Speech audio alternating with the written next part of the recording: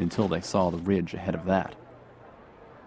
But the enemy had the same idea, and for the last 2 years of the war, the same few hills were fought over until they turned blood red.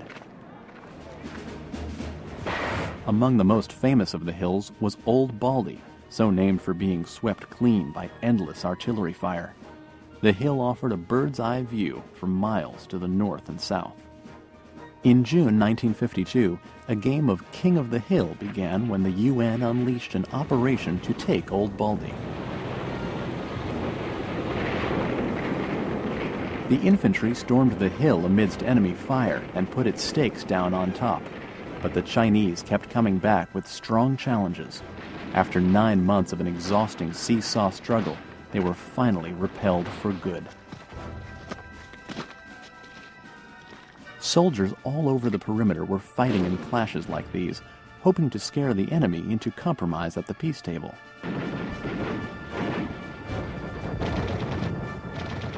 But the talks at Panmunjom went on and off with no progress.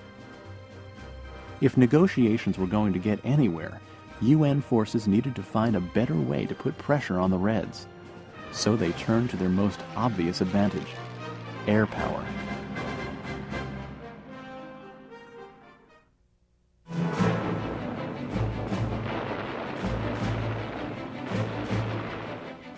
If there was one unquestionable imbalance in this war, it was UN air superiority. From the first day of UN intervention in Korea until the final day of battle, American aircraft pulverized North Korea ceaselessly from above.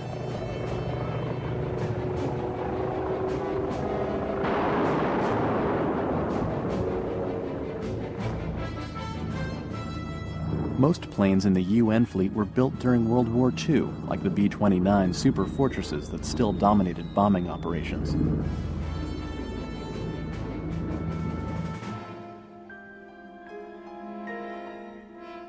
But a new generation of U.S. fighter planes was gradually being introduced and kept pilots a step ahead of the enemy. Jet planes like the F-86 Sabre ushered in a new era for aerial combat and quickly became the air war's main attraction. They replaced slower fighters with a more aerodynamic wing design, and they were faster and deadlier than anything that came before them. With the world's greatest aces in their cockpits, UN jets ruled the skies. In 1952, UN air power reached its peak strength. The U.S. Air Force had nearly 1,500 planes flying missions that year, and more from the Navy, Marines, and other UN squadrons.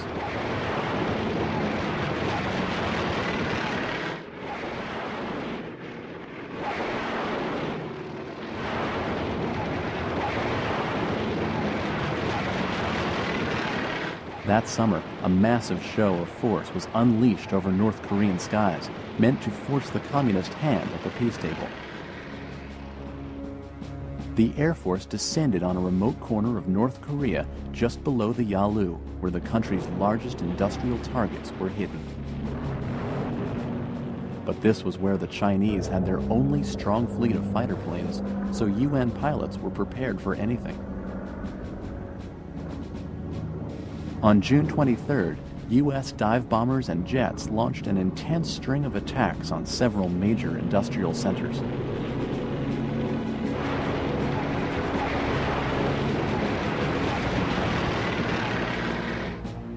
The primary targets were hydroelectric plants. Air Force Sabres flew top cover on the lookout for Chinese MiGs, while bombers moved in and hit the plants.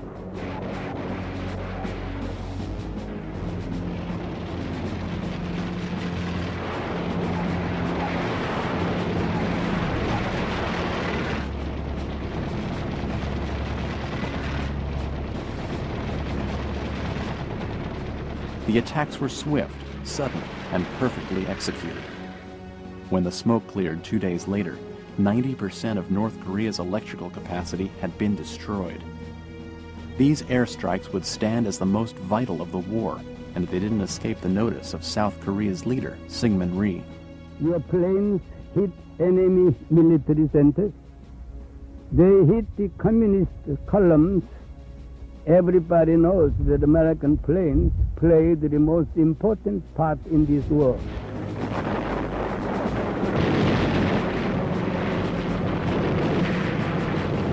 Air Force barrages would continue to pound the communists until the day the armistice was signed. But while they gave the UN some leverage at the peace table, they weren't quite enough to close the deal. To do that would require a whole new dealmaker.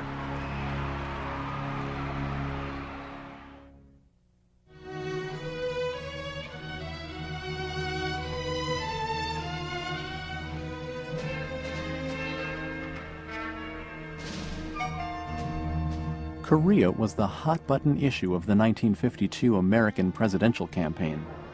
With voters running low on patience, the Democrats faced an uphill challenge against the Republican nominee, legendary General Dwight D. Eisenhower.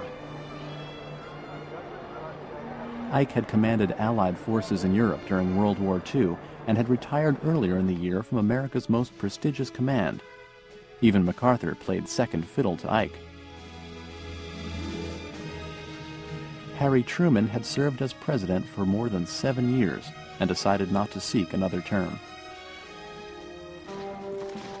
As the Korean conflict entered its third year, Americans were afraid the war would drag on forever and wanted a leader who could end it quickly. In a late October stump speech, Eisenhower managed to put their fears to rest. I shall go to Korea. Only in that way could I learn how best to serve the American people in the cause of peace. After his victory, President-elect Eisenhower made good on his promise. He donned army fatigues and met with troops near the front lines. He ate rations with privates and listened to their thoughts on ending the war. There were rumors circulating in the press that Ike would use the atomic bomb to force an armistice, as Truman had in World War II. To capitalize on the speculation, Eisenhower started to drop hints that this was a real possibility. Up to this point in the war, the communists had been emboldened by the UN's self-imposed limitations. But they took Ike's nuclear warnings seriously. Just 3 months after Eisenhower's inauguration, the Chinese cracked. They sent a letter declaring their desire to end the war. But the war's finale would be as tense as its beginning. The armistice took another 4 months to iron out. Along the front, soldiers on both sides knew the end was near and wanted to go out with the best field position possible. Hostilities broke out across the peninsula in last-ditch attempts to gain ground. The armistice was finally signed on July 27, 1953, more than 3 years after the war began. It divided the peninsula along the front lines, in effect giving the UN a small victory. In the field, artillery blasts kept rolling for another 12 hours until the agreement took effect. Then, all was quiet. More than 3 million casualties fell on the hills of Korea over the war's 3 years, counting civilians and servicemen, wounded, killed, or missing. The land of the morning calm had been ravaged by death and destruction.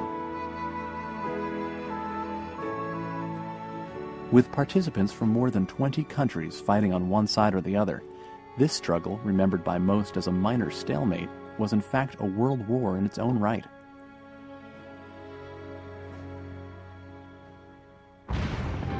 The global fight against communism that would last for 40 years began here, in the wilds of this small Asian peninsula.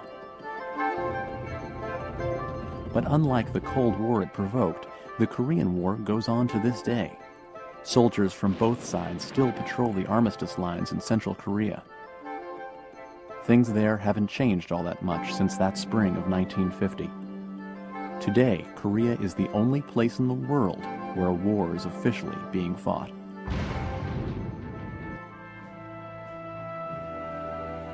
But despite Korea's lingering ambiguities, the men and women who served there were among the bravest and most selfless warriors in military history. Their legacy is one of courage in the face of despair, conviction in a time of indifference, and persistence in the face of overwhelming adversity. Unto these brave soldiers, we owe our deepest gratitude.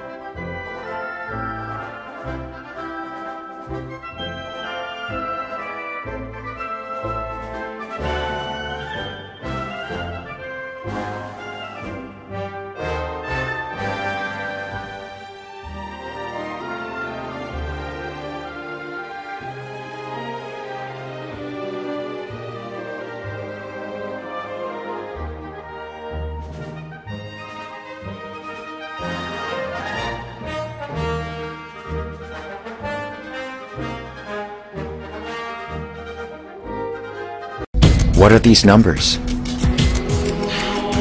A number of friendship. A number of devotion. A number of peace. 60 years ago, these were the people who made today's South Korea possible. 16 countries, 1,938,330 veterans of the Korean War. Korea will forever be grateful.